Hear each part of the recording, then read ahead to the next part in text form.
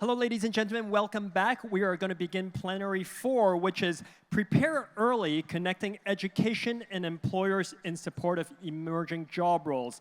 In this session, we will explore the strategies employed by educators and employers to establish connections and inspire students to explore more possibilities with the aim of cultivating a strong talent pipeline.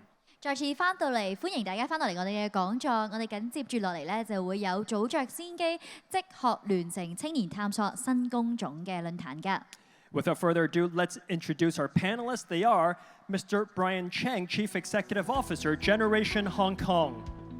Generation 香港行政總裁鄭浩維先生。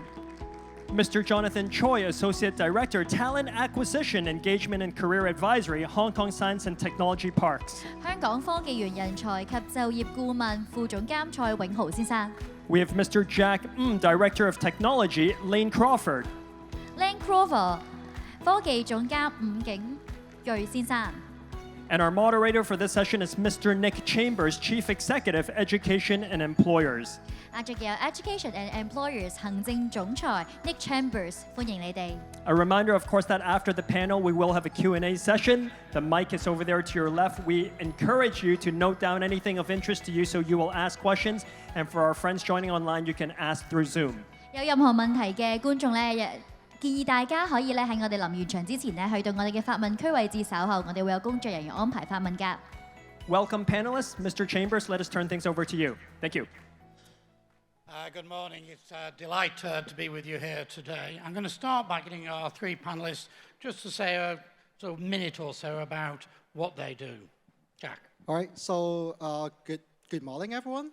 So I'm coming from Crawford Joyce Group. So basically, we're well known for a luxury retail department store called Crawford, and then Joyce, and then we do have more than 500 retail stores across both Hong Kong and China and other Asia Pacific region.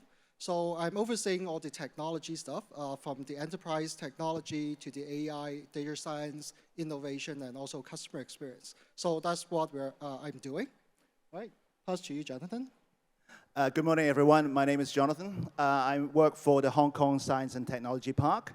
I lead all the talent and employment programs for the park, and we currently house about 1,700 companies there.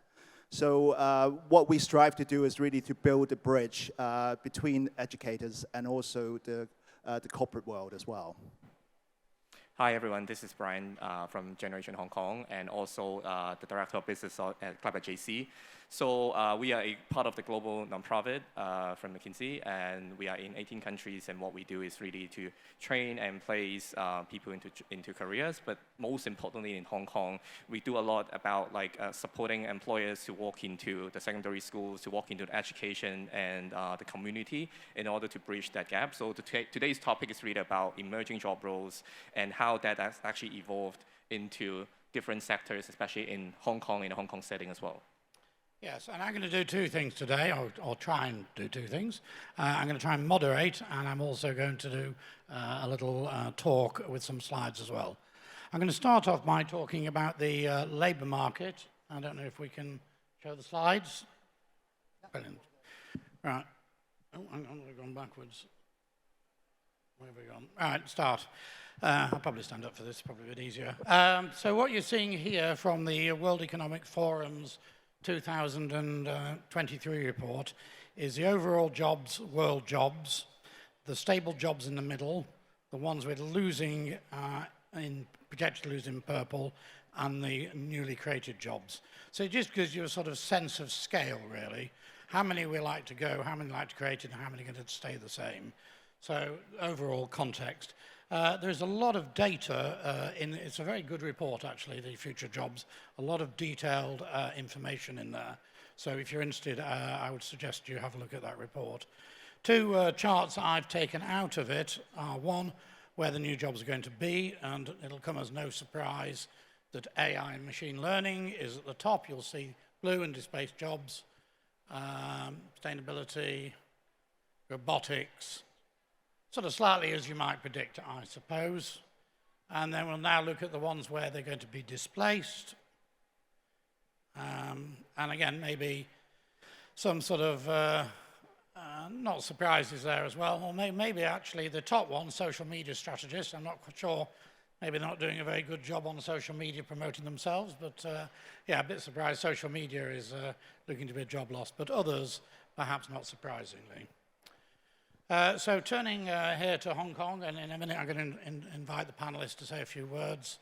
But, you know, job shortages, talent shortages, an issue, big issue, and it's been an issue for quite a long time. So I'm now going to hand over to our three panelists to say a little bit about their experiences of the job markets. Who wants to start? Jonathan, I'm going to pick you. Thank you, Nick. Well, I think we actually literally just finished our Career Expo yesterday at the Science Park. We actually had around about 3,000 vacancies for these 1,700 companies.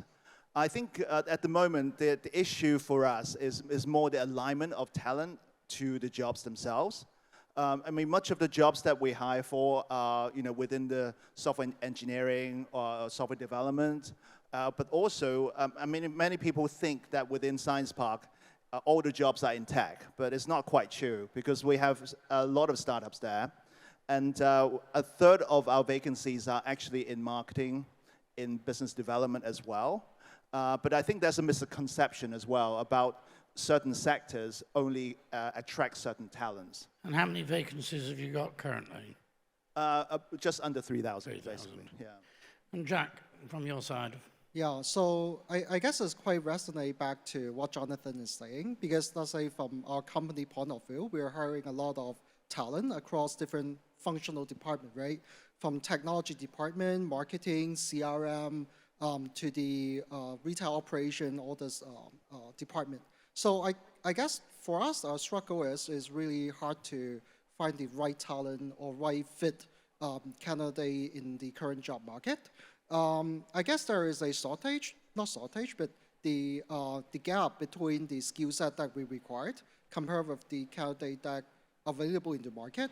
And not to mention there are like people move out from Hong Kong, right? So there is a lot, we see there is a lot of shortage between the talent and also the company. And also there is two extremes. So one extreme is there is a lot of talent or candidate they are not able to find job. And then there is another extreme is there are a lot of company seek for talent, but it's not able to hire the right talent to fill their position, basically. So could you give some examples of specific roles and the types of jobs involved? Let's take the social media strategist as an example, right? Because you see that it is a diminishing role, but actually it's not, right? So we need people to run our social media campaigns, promotion, and so on and so forth. But you know, due to the emerging like technology, like let's say for example AI, data science, and also other technology as well. So we demand more, the people with the skill set able to operate these tools so that to enable them to do much more and much efficient and in much cost-effective way. So I guess there is always a gap between the traditional skill set versus what the employer is looking for at the moment, right? And Brian, from your experience both at Generation Hong Kong, but also I know you're on a lot of various committees and really plugged into the economy here. So maybe if you give us a little bit from that, please. Sure. I think like back in a pre-COVID world, everyone's talking about digital transformation, future work, future skills. And throughout that period, actually the whole COVID actually accelerated a lot of those trends. Just from Nick, your report on World Economic Forum, across like 3 years, from 2020 to 2023, across the top 10 job roles, there are already 7 roles that are different. But that doesn't mean like there are 7 new roles. It's about how these roles have evolved. I was telling Jack earlier, like in 2020, the big data role, in 23, it's actually transformed into like cybersecurity analysts, different roles, but then it's really about the complexity.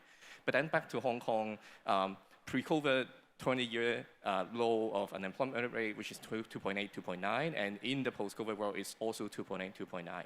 And Jack's point about like it's a two-sided issue. Like employers cannot find the talents they need because of the quick transformation of the employment market. But also on the young people side, there are 2 gaps. One is the awareness gap, whether they are aware that this is actually a role possible for them. And the other is the skills gap, whether they have the right skills in order to get to the job that they hope to get into. So I think like this is probably a two-sided issue. It's not just about like talent shortage. It's about how we can basically help the supply side, who help the young people side, and it's not just about the individuals, it's about the system, be it the education system, community system, or even we talk about parents as well, how every one of us can actually do a part in supporting young people for that transition. Yeah, there's sort of mismatch, which we see all over the world, actually. Jobs here, young people here, and how we connect, which is really what this session is about. Jonathan, in terms of the different levels of skills you are recruiting at, can you say a little bit about that from maybe very junior roles to more senior roles, and maybe also the age? I know you can't recruit by age, but obviously more experience comes with more age. Yeah, I think I'll take a step back on this question. Just to resonate what Brian has said as well. I think the ever-changing world of tech has also shifted the demands and the roles skill set as well. And I think, unfortunate to say, that the talent pool can't catch up with that sometimes. Given just a great example of Gen AI, with what that's developed and the type of jobs of large language models, all those jobs only came about last year.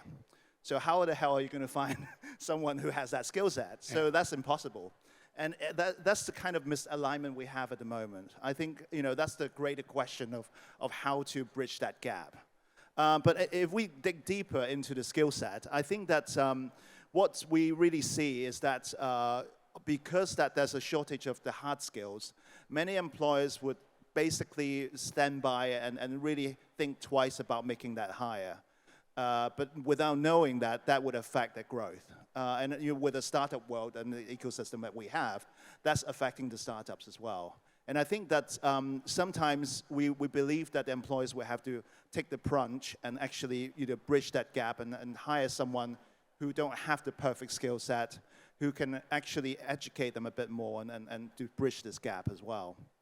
Yeah, I think, Jonathan, you mentioned a very good point, because we actually hire a graduate from CLAP at JC, pre-employment program, basically.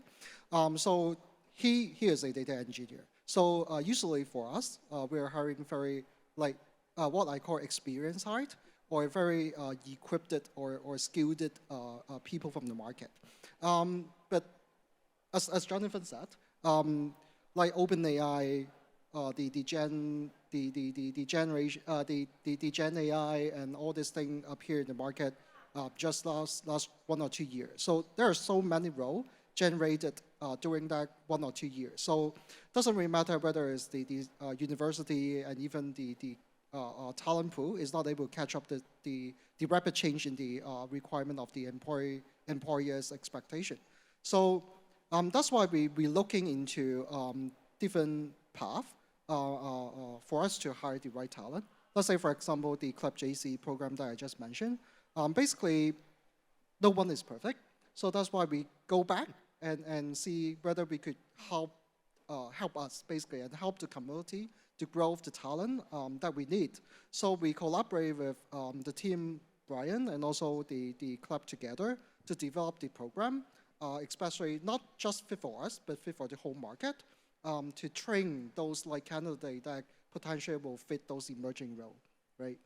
Yeah, I think that's a very good point. I remember when Jack and I first spoke a few years ago, we still haven't had that. And that role was pretty new in the market, because no one knows what a data engineer actually does.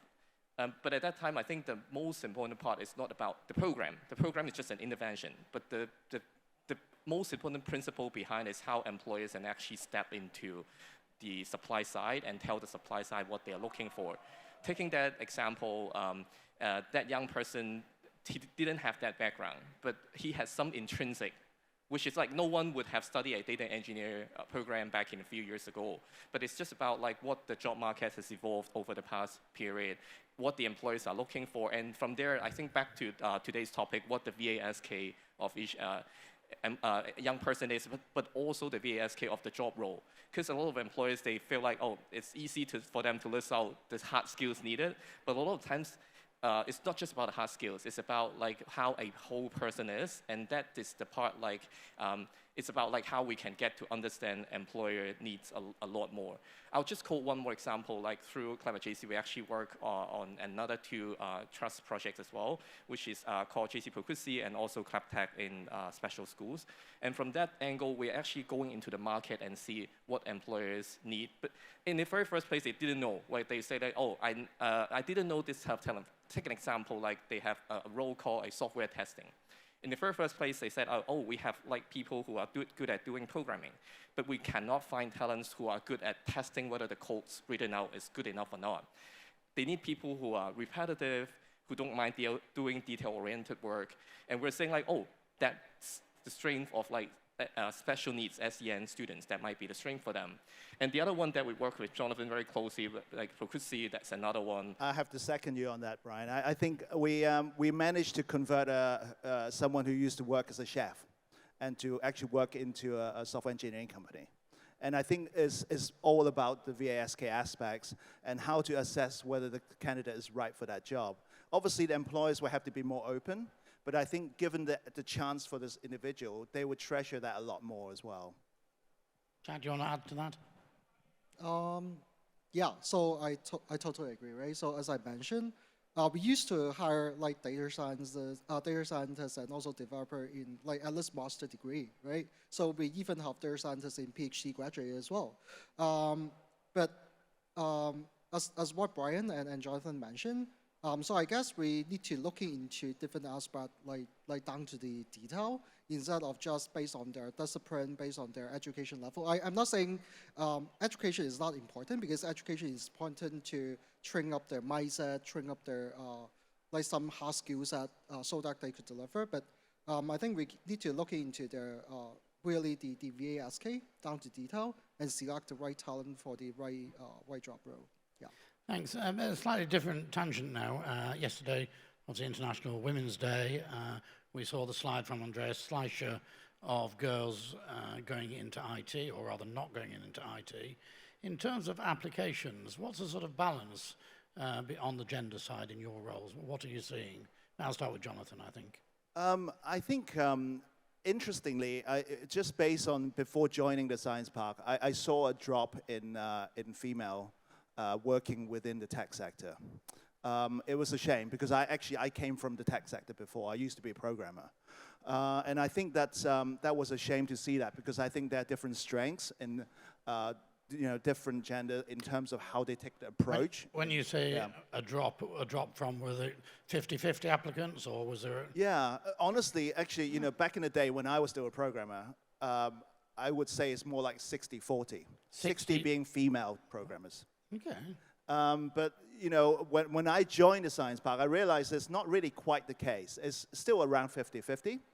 But having said that, I think that you've also worked with other other foundations as well on working with schools regarding this aspect, on developing their interests in this area as well. Because I think that right now, given the fact that with the new tools that's available to the market from AI, the skill barrier or the tech skill barrier is less of an issue nowadays. So have you got any insights as to why it's got worse? I mean, I would have assumed it would be getting better, not worse. So I think it's also about the visionary aspect of what successful companies are doing in Hong Kong. And that does affect people, how they see the future here and which industries to join. So you think girls have been attracted to other careers, or that is becoming less attractive than other options? Brian was talking about, talking to parents about, or at least influencing parents on what their children, or what path they should take in the careers.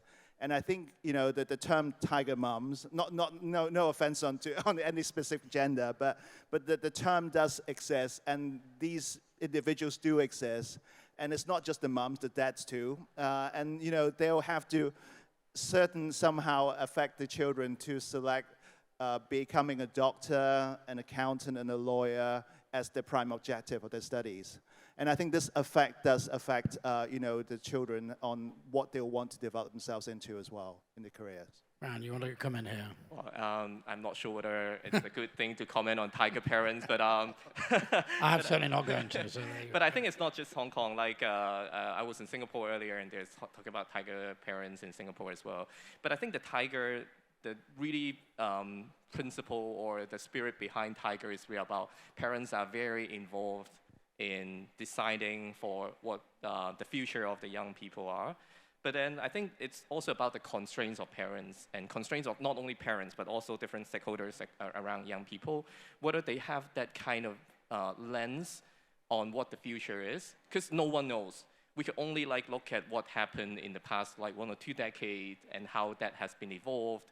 But I think like one of the things like in yesterday's talk, be it in the opening speech by Andreas or other speakers, like across the top 10 skills, only one is technical. And then overall, we see like Hong Kong students, resilience is like one big thing, psychological safety is another thing.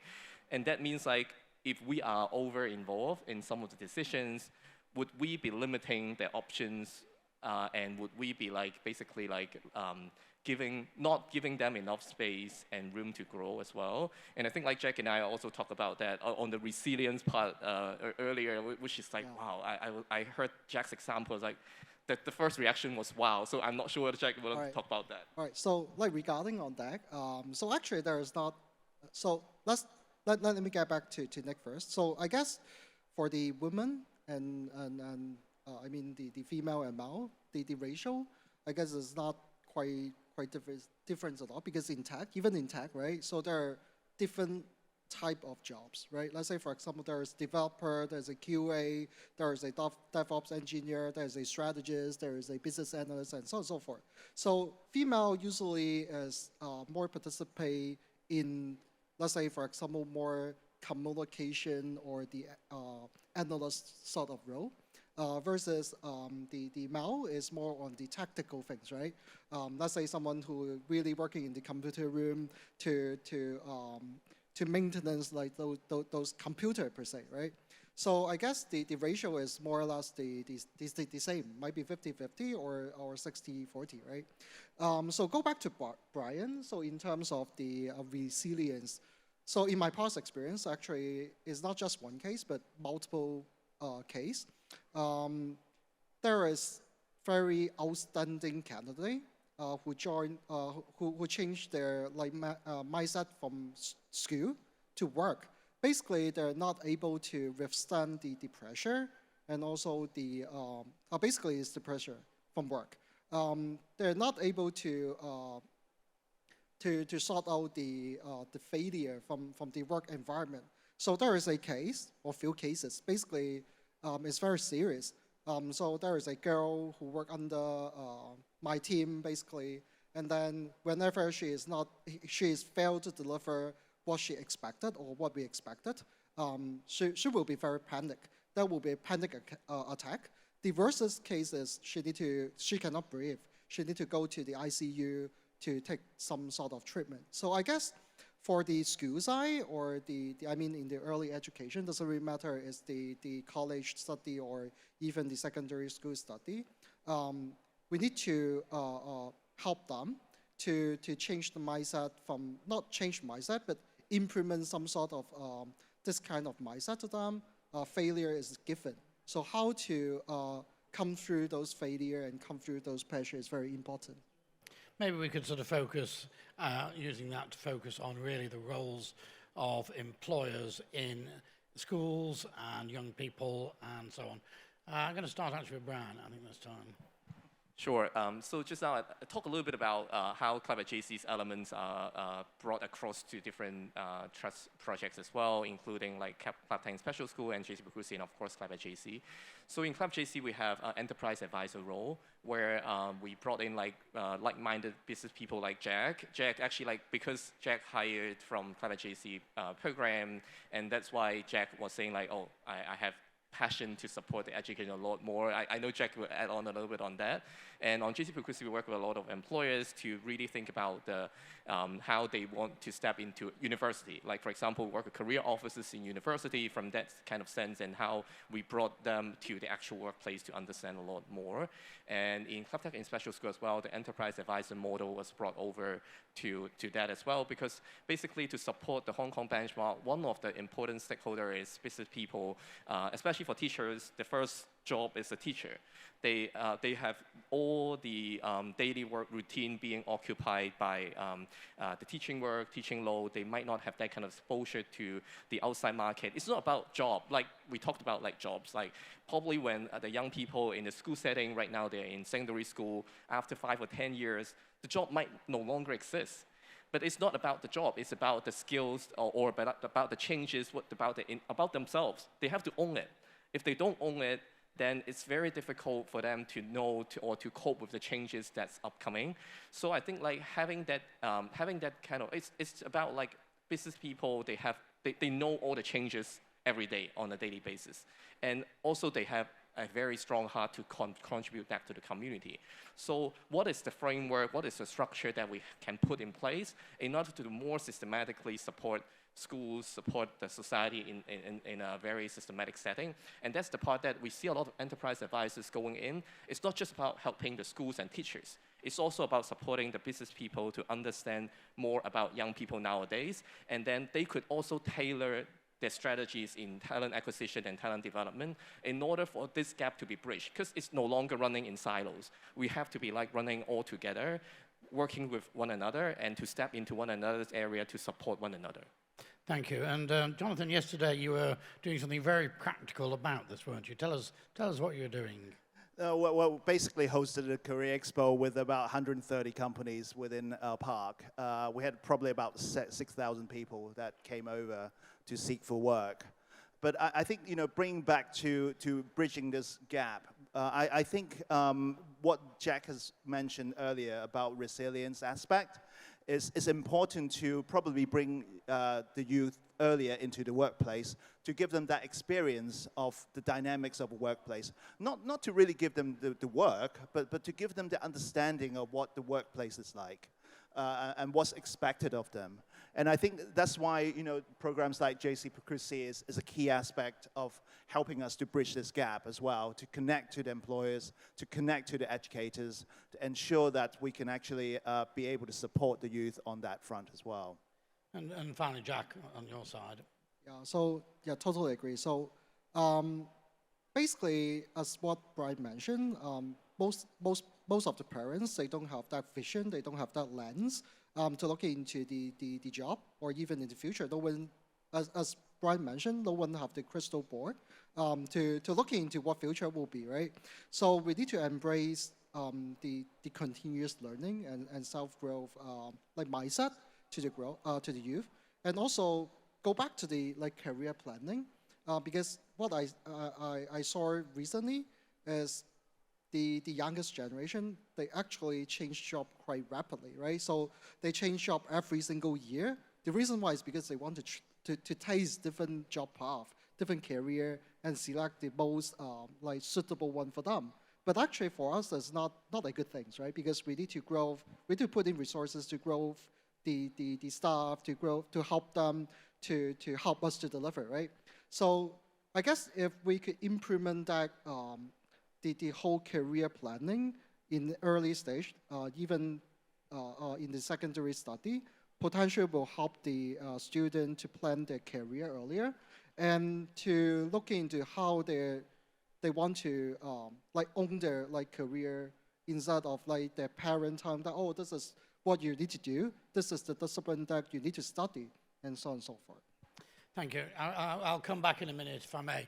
I arrived here on, I'm losing track of time, I think it was Wednesday lunchtime, I think. And since then, I've been on a whirlwind tour of various projects that CLAP JC have been doing. And it's been really impressive. It's been a full program, but it's been worth every minute to see some of the things that you're doing in action on the ground. So really, for me, that's been the highlight, going and seeing on the ground the difference we're making to young people and to youth. What I was asked to do is just say a few words about what we're doing in England by way of context. I'm now going to flip to the role of presenter, if we can do a slide. Oh, hang on. There we go. Right, there we go. I'm going to stand up for this. So we're an educational charity started in 2009. Doing something very similar here. It's about providing young people with the inspiration and knowledge of work. We want every young person to have the chance to be inspired and motivated. I think I've heard that here. It's amazing how many things are common throughout the world when you travel around, you know, wanting everyone to have a fair chance, those from the most disadvantaged backgrounds to be given chances. So we want to really engage employers and education, rather a hint in the title, and we put education first in the title, education first and employers. Research is really important to us. We've been doing research for 14 years, and Anthony Mann, the brilliant Anthony Mann, who you heard worked with me for the first 5 years, and did the report on reducing NEETs. So actually quite a lot of Anthony's research is at the heart of your benchmarks. He's too modest to mention it, but we have a research library, an online library, which brings together research from all over the world. So if you go to Education Employers, an online library, if you search for Anthony, I think there's about 80 different presentations. If you search for Andreas, probably about the same. So you can do by keyword search, so whether you're looking at work experience, youth engagement, STEM, gender, it's completely free, and it's got reports from all around the world. This session is about starting early, so I thought I'd want to talk about starting early, and that is the top one there called Drawing the Future. And this one, we got children to draw pictures. We were very privileged to be asked to make the video at the start of this conference with drawings, based on really the reaction we got to this. I'm not going to talk all about the research on this. You can Google it and find it online, and I need to go back to my role of moderator. And someone is waving a 3-minute sign at me. But the point about this is that young people at an early age start to define what they can and can't do. Gender stereotypings are very common. So looking at the economic sort of data here, you don't need to know what those C1 and C5 are. Those are the economic sectors. What you're looking at here is the patterns. So in light orange, that's what 7-year-olds aspire to. Dark orange, 17-year-olds. And in grey, if you can see it on the colours, that's where the jobs are. So you can see that the patterns, anyone have a guess what C6 is? I'm trying to wake up the audience. C6, anyone? I'm going to... No, but good guesses. Very popular with children. Football player? Football player, who said that? Gold star. Gold star, football player, celebrity. Yeah, around the world, pretty much so. Dodgeball probably here. But you know, what you're seeing here is these stereotypes stick. So my point here is starting early, which we have touched on a little bit. All again is on the World Economic Forum reports. Around the world, I chose this. Because New Zealand are doing some fantastic things, looking at this mismatch, which we've been talking about, where the jobs are going to be. This illustrates it. There's another reason I've chosen it, is the drawing that child has drawn. If you look at it and you look at your program for this conference, it's very similar. In fact, it's virtually identical. So I thought that was a really nice tie-in. That was about 3 years ago. So again, universality, but the patterns there.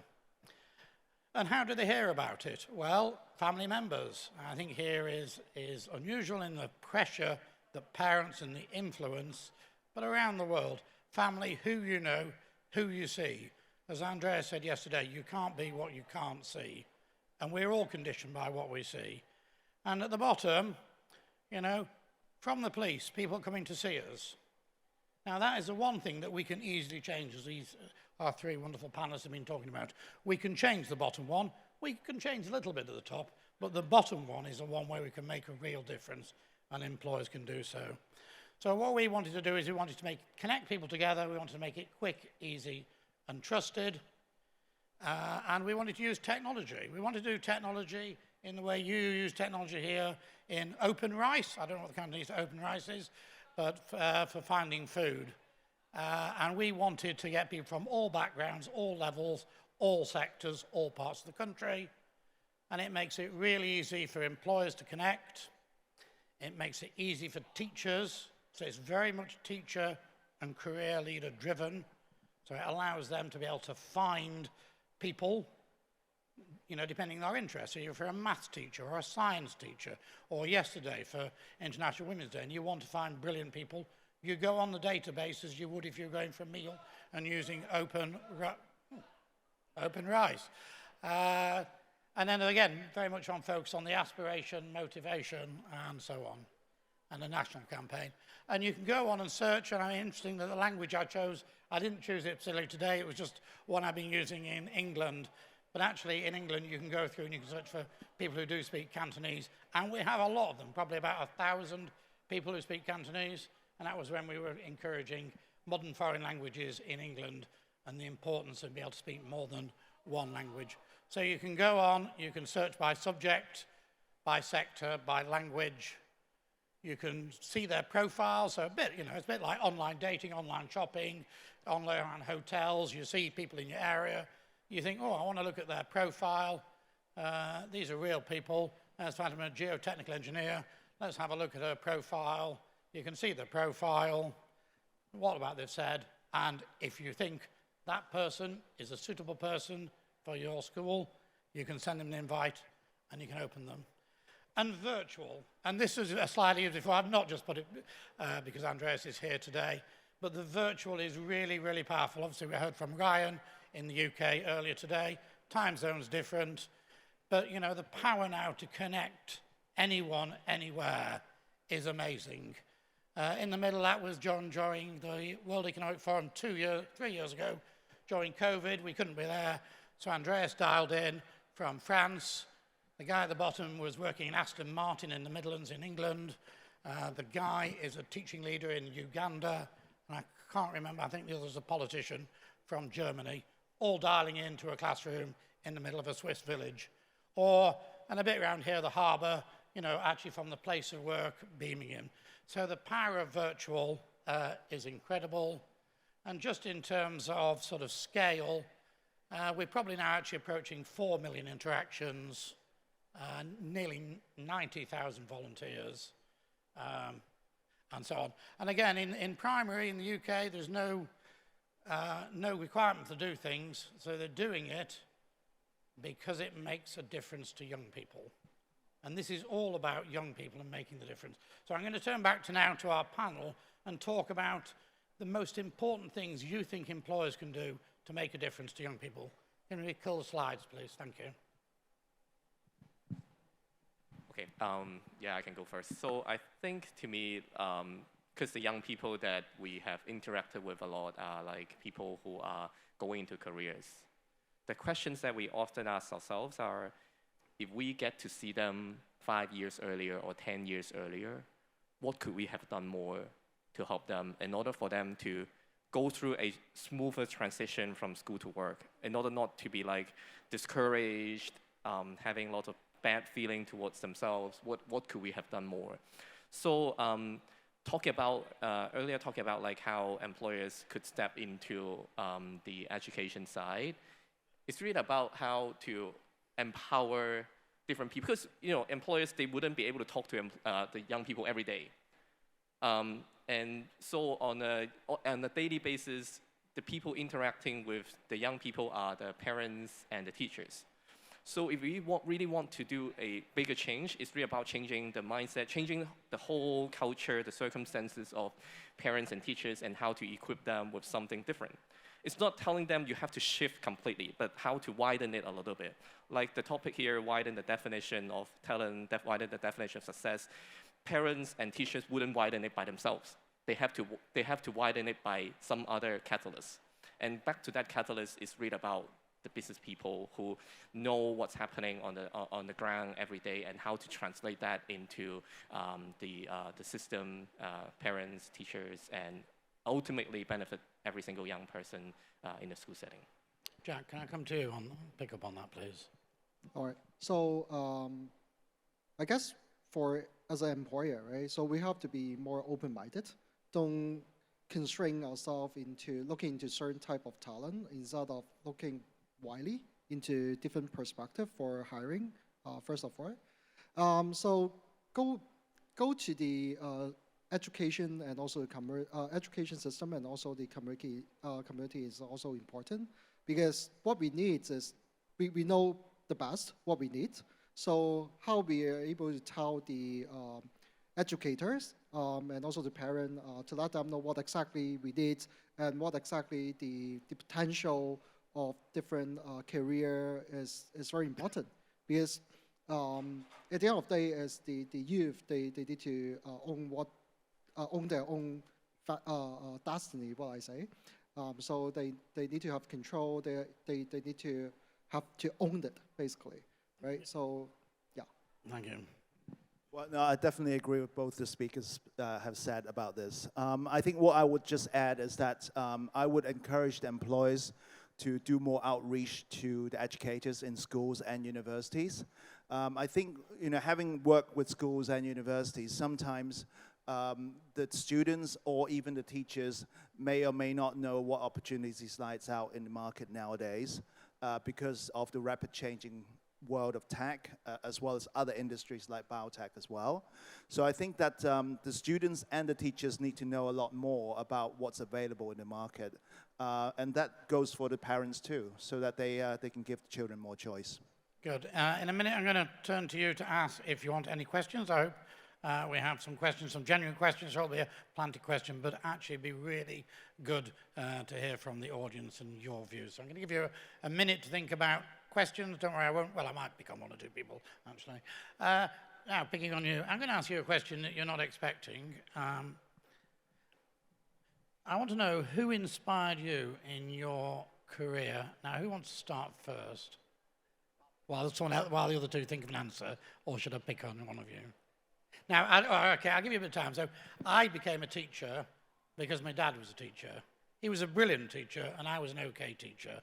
But what I did is I got people in from business to talk to the kids. So my inspiration was my dad, because he was a teacher, and that's what I saw, and that's what I aspired to. So in your case, was it a teacher? Was it a neighbor? Was it a parent? Was it something you saw on the TV? A friend? Maybe I can go first. Yes, I'll get you to go first. So I think similar to Jack, what Jack mentioned, I actually failed too much when I was young. So a lot of failure actually brought me to be thinking about what I wanted to do in my career. So I was born and grew up in Hong Kong, went through the whole education system that every single young person is experiencing right now. And I didn't get a good grades. Even in my college, in university, my results was, I would say, if I can use one word to describe it, it would be terrible. It's really terrible. So if you want to know, just come to me, I'll show you my transcript, you'll know how terrible it is. But then I think because of that terrible experience, actually I didn't, I did a lot of other things on top of academics. So I did a lot of non-academic activities, and which goes back to parenting, because my parents actually well, on one hand they wanted to kind of interfere, but on the other hand they cannot, because I have I was basically living in hall in university, so they didn't know what's actually going on until I showed them I could not graduate in time. So that actually went to my career. I spent whole of my career in education. I work with a lot of young people. I saw a lot of young people, they have talents, but they don't see themselves as talents because there is no one telling them they have talents. And that's really the part that drove me most throughout my career. So I could feel they don't feel like they have talents because people around them told them if they cannot get a good grade, the other talents are not talents. So I think it's a good time right now, because right now everyone's talking about widening qualifications. It's not just about getting a degree and then you can get a good job, because it's also about continuous learning, because every single technical skill, the lifespan is getting a lot shorter than before. So that's one of my drive in my career. I mean, really interesting to hear, that your challenges of the education system early on have driven you to make it better for young people. It's something we heard yesterday with some of the youth social workers. Some of them had really challenging backgrounds, in their own childhood, but then wanted to go on and make it better for the next generation, a very strong driver from them. Jonathan?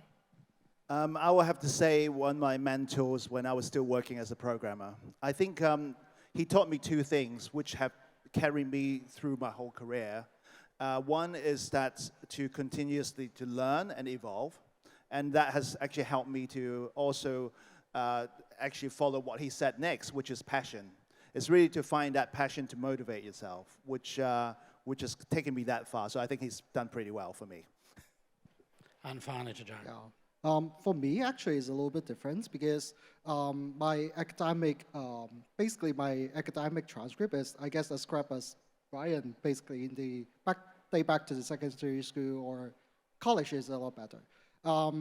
But I guess books is the best inspire like medium for me because I plan my career date back to even in secondary 3, right? So I confirm my career will be intact during that time, and then I plan every single thing towards that. So that's why I guess for the people right now, the youngest generation, what they are lacking is the career planning really. So they don't know what they want to do, and they don't know how to do it, right? So I guess because information is much more transparent right now, you can easily search and get information online, and you could teach yourself instead. Your mentor or even your teacher teach you how to do it. So I guess really it's about, the mindset, how to implement that mindset to the youth so that they could learn themselves, they could grow themselves. Instead, there is a 1 or 2 single mentor to guide through their whole career path. Good. No, thank you for that. Now, questions from the audience. We do have one here, Mr. Chambers. Yes. Hello, speakers. Thank you so much for all the sharing. We mentioned about the transition from education to workplace, and we mentioned about what kind of mindset and that we need to encourage young people. Can all the speakers, maybe from the employer side, how they could sort of what kind of system or training would educators need in order to support that transition? All right, maybe let me go first. So I guess really, I'm not sure how the education system evolved this moment of time, but day back in my traditional education, I guess the most of the lacking thing is the career planning, right? So the teacher, actually, they don't know what exactly the market is doing. It's not a problem, it's because they are lacking of information. They're lacking of the information from the employer side, from the market side, so that they're not able to teach their student how to deal with this thing.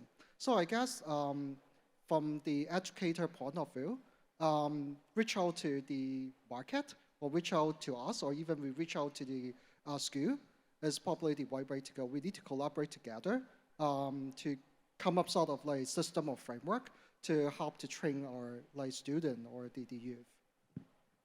Jonathan?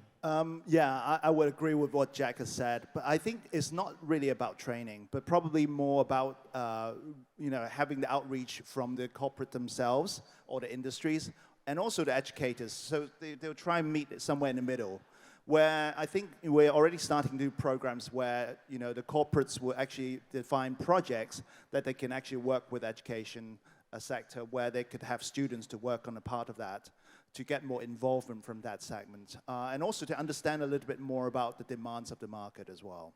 Brian? I would say probably a common language, whether not only the employers and educators, but also everyone in society. What are we defining talents as, and how are we matching them? We talk a lot about in the past it's matching by qualification, but now we talk a lot about value-based hiring or strength-based hiring. If we are shifting a little bit towards that, so what is the value that we are talking about in the Hong Kong society? We talk a little bit about slasher.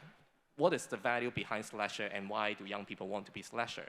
And we talk about strength-based hiring, where the strengths are, what the strengths of different young people are matched to different careers. And that includes like not only equipping young people with strength, but also enabling employers to have that kind of lens to see what the strengths are in terms of their own talent, in acquiring talents, in developing them, and how that strength could evolve.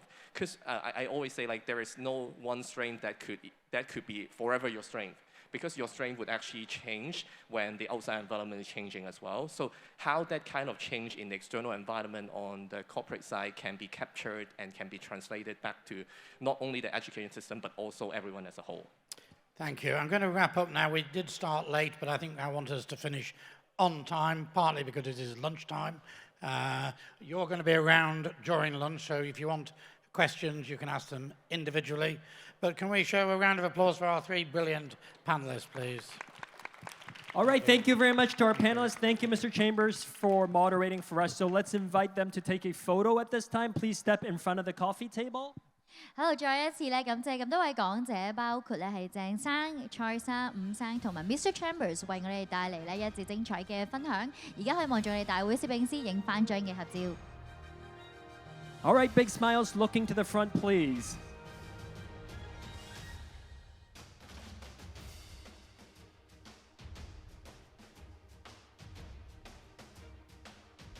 All right, thank you very much to our panelists. Ladies and gentlemen, we will now break for lunch. The conference will resume here promptly at 2 p.m. 2 p.m. when we will have our third keynote session. Now, as you leave the hall, don't forget, of course, that there is a youth performance across there on the other stage and youth showcase. There are lots of different booths. Young people have set up and showing you what they are doing and how they're taking hold of their future. Make sure you go up to the booths, interact with them. There's a QR code. You can scan the QR code. You can play some games, win some prizes. And most importantly, you'll be casting a vote for their booth to tell them that something about their booth and what they're doing has touched your heart.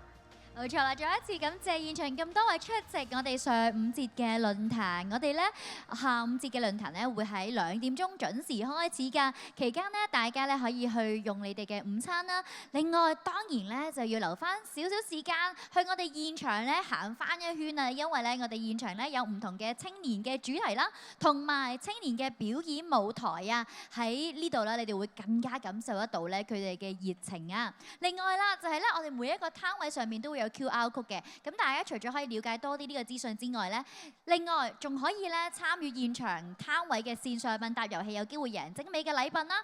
當然要記得咧係投票啊，因為咧我哋喺今日最後嘅時間咧，我哋會頒發咧就係你最喜愛嘅電影攤位同埋最觸動你心嘅生涯故事。期望你哋都為你哋最喜愛嘅故事投下神聖嘅一票啦！我哋下晝再見，拜拜。We'll see you after lunch.